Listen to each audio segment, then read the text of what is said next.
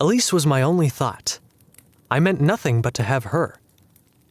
I started with one of me, alone in everything. Nothing else entering my world but me and a ham radio set, airwaves singing my thoughts to me as they brought voices, friends from every corner of everywhere. It was my friend, until I saw her. She was beautiful, a vision in a blue striped dress at the supermarket, buying milk and flour and sugar and butter and blueberries. I had bought a bag of apples and some Hot Pockets. I think she was making muffins. I tried to talk to her. I tried to say hello, but she just smiled and kept walking. She saw me. She looked me in the eye and smiled. I was ecstatic. I had been noticed. This gave me hope.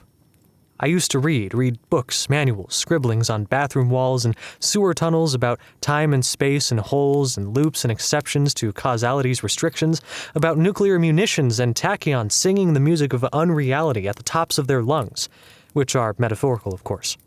But reading can sometimes lead to inspiration. As I read, I came back to the grocery store at the same time, same aisle, same bag of apples in my hand, waiting for her to make another batch of muffins. But she never came back, not once. So I'd nearly given up on seeing her again. And that was when I saw her.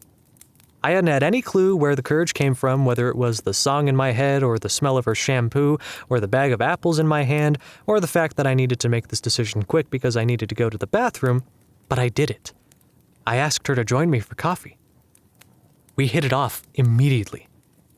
In my shed, I was building something groundbreaking and amazing, something beautiful, something so complex it was a symphony of antenna, transistors, and resistors, a veritable orchestra of electrical parts, along with some cesium.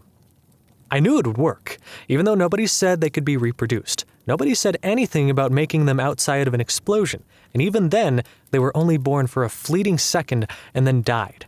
They couldn't exist in this world, this plane so alien to their own. But they weren't motivated by what I was. She was happy when I asked her out for a second time. We lost ourselves in conversation, forgetting the world, time becoming meaningless in the face of our fascination with each other. We ate little, talking through the night about the world, the future, the past, and the present. We would have all the time in the world. By the fourth date, I'd rigged an adapter into the power substation near the radio antenna.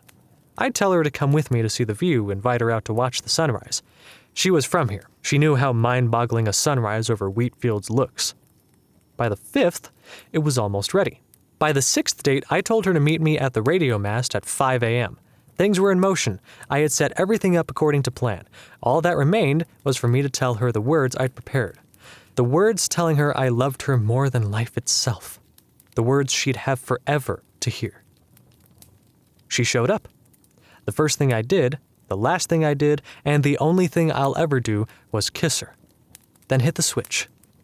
Then the humming started, and stopped, and started, and stopped, and started, never stopping. The door couldn't be opened. Then we kissed again. Then I hit the switch. Then the humming started, and stopped, and started, and stopped, and started, never stopping. We tried opening the door when we were done again. It wouldn't budge. It only flickered in the candlelight, which came from everywhere and nowhere. Then we kissed again. Then I hit the switch. Then the humming started, and stopped, and started, and stopped, and started, never stopping. She screamed at me that she hated me, that she didn't want to die in some shack waiting forever for the sunrise. Then we kissed again. Then I hit the switch. Then the humming started, and stopped, and started, and stopped, and started, never stopping.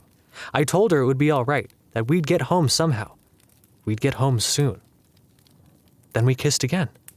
Then I hit the switch. Then the humming started, and stopped, and started, and stopped, and started, never stopping. Tachyon emission was only possible in theory, they said. I built one in my garage. I picked up a way to make a moment last forever. And it's true. We have eternity. We can hold each other forever. We can attempt to undo our wrongs and start over every half hour. I have no idea how far out the tachyons have reached, but I know that my love and I are now together forever. Because I was there the day time died.